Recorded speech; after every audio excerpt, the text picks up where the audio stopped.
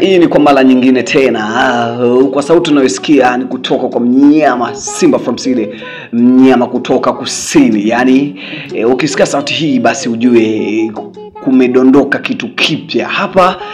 Nakuja kuzungumzia moja katika habari ambayo ipo inasumbua sana kwenye vichwa vya watu. Hapa tukimzungumzia msanii ambayo anafanya vizuri sana kwa sasa hivi ninaposema Buja, ndani ya Buja Flavor.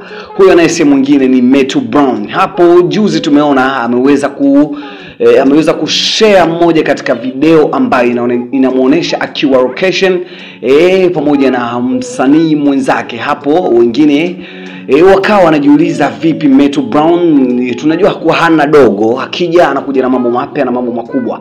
Hapo sasa ni sisi wote kukaa kwenye mkao wa kula huku tukimsubiria Metro Brown akiweza kudondosha kitu chake. Naambiaga Metro Brown ni mmoja katika wasanii ambao hawawezi kukaa muda mrefu bila kuachia kitu. Kitu na akitoa kitu watu wengi huwa tunaona kama ni kitu cha kitofauti sana kutokana na jinsi ambavyo tunapokuwa tunamzoea. Metro Brown ni mmoja katika wasanii ambao wamepanda hivi karibuni. Naweza kuzungumza ndani ya wasanii ambao wana miaka 3 au 4 kwenye game, lakini anaoyafanya ni zaidi hata ya wale ambao wamekaa miaka mingi sana kwenye game. Kuna moja ya comment ambao tumeona imeweza kudondoka hapo chini ya mmoja katika mashabiki zake akizungumza, je, Metro Brown, mbona wewe hauwezi kukaa muda mrefu bila kuachia kitu?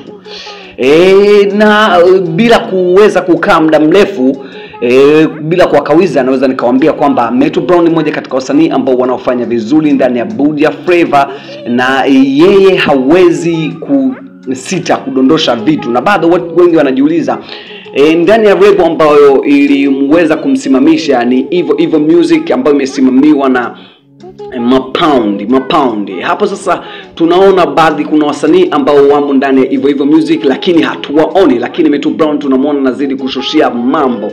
Huku tukiweza kukumbuka msanii kama Msamaria Daniel, naye alikuwa msanii ambao alikuwa machachari sana, lakini aliweza kupotea ghafla na mmoja katika platform zake kuweza kupotea pale tu alipojiunga na rebo ama niseme na record label ya Bantu Boy. Hapo nyuma kidogo alikuwa anasumbua sana, lakini alipoingia Bantu Boy tuliona baadhi ya vitu vichache tu, huku tukiona Evo Music ikibaki imeshikiliwa na Metro Brown.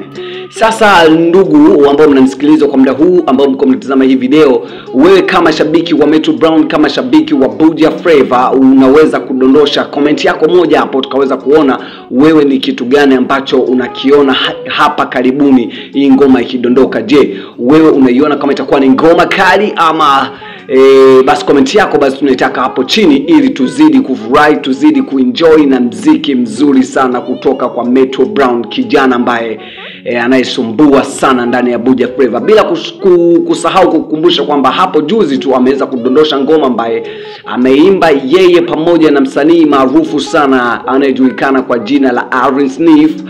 Na hivi sasa tunaona nakuja na gogo na dude mmoja kali sana. Basi ni wewe na mimi basi kusubiria kichupa hicho. Basi usipite bila kuachia comment yako hapo chini tuweze kusikia ama kuona wewe kama shabiki wa Buja Flavor, kama shabiki wa Metro Brown, unazungumza nini kuhusiana na video yake ambayo inakuja kutoka hapo.